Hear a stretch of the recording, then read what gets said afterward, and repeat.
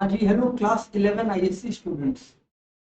तो my dear students, इस छोटे से रिकॉर्डिंग में मैं आपको बताने वाला हूँ about your syllabus of economics. इसका पूरा इन डेप्थ व्यू लेंगे जिससे आपको समझ आ जाए 11 आईएससी इकोनॉमिक्स में आप लोग सीखने क्या वाले हैं। तो अगर मैं बात करूं तो अपने जो 100 मार्क्स का इकोनॉमिक्स का पेपर 11 आईएससी में लिख रहे हैं, इसमें आप लोगों को पता है 80 मार्क्स आपका रिटर्न पर है और 20 मार्क्स आपका प्रोजेक्ट वर्क पर, राइट। अब ये जो 80 मार्क्स है ना, ये जो 80 मार्क्स है ये एग्जैक्टली कंप्राइज क्या करता है।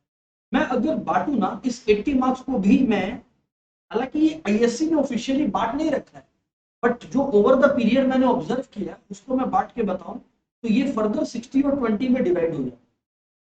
तो लगभग 20 मार्क्स का आपका टैक्स का पोर्शन आता है और 60 मार्क्स का आपका प्योर इकोनॉमिक्स का पोर्शन आता है।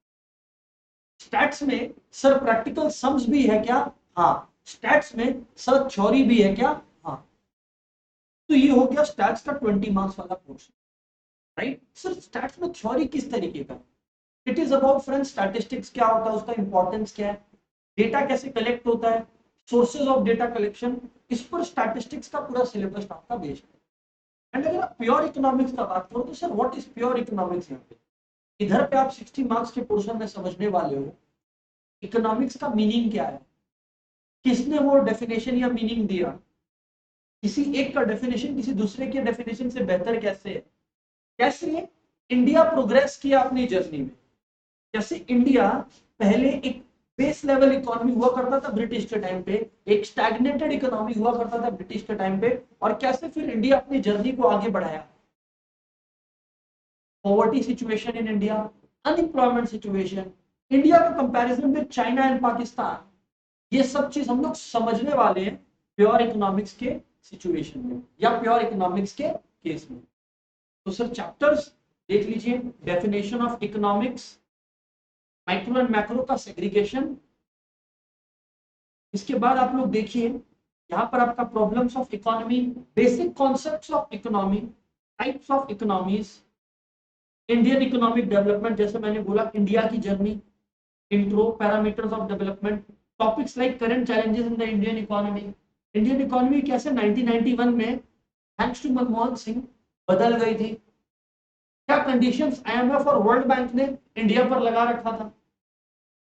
आईएमएफ और वर्ल्ड बैंक ने 1991 में इंडिया पे कुछ कंडीशंस लगा दिया था, इंडिया की हालत इतनी खराब हो गई थी, फिर इंडिया उस सिचुएशन से बाहर कैसे आया, ये अपने समझने वाले सीखने वाले। अच्छा, सस्टेनेबल डेवलपमेंट जैसे इश्यूज जो आज के डेट पर बहुत रेलिवेंट है, कंसीडरिंग इन्वायरमेंटल अवेयरनेस, और फिर ये अपने लोग का स्टैटिस्टिक्स वाला पोर्शन जिसमें अपने लोग पहले डेफिनेशन और कलेक्शन जो कि थ्योरेटिकल नेचर के चैप्टर है उससे बढ़ेंगे, और फिर हम लोग स्टैटिस्टिक्स, मीन मीडियन मोड का in depth calculation, dispersion, standard deviation, ये सब का कैलकुलेशन, कोरिलेशन का कंप्यूटेशन, इंडेक्स नंबर्स का कंप्यूटेशन, ये सारी चीज हम लोग करने वाले हैं, सीखने वाले। तो फ्रेंड्स आई थिंक आपको समझ में आ गया। अच्छा सर प्रोजेक्ट वर्क में भी आप हमें गाइड कर दोगे क्या? डेफिनेटली यस, प्रोजेक्ट बनाना तो आप ही को पड़ेगा, बट कोई गाइडेंस कैसे आप लोग टॉपिक चूज करें टू स्कोर मैक्सिमम मार्क्स, ये सब का गाइडेंस आपको मिल जाएगा। So see you all in our first class that is going to be held this Saturday at 5 p.m. at Kedia classes, Shamli Garden Center. Welcome you all. Thank you very much.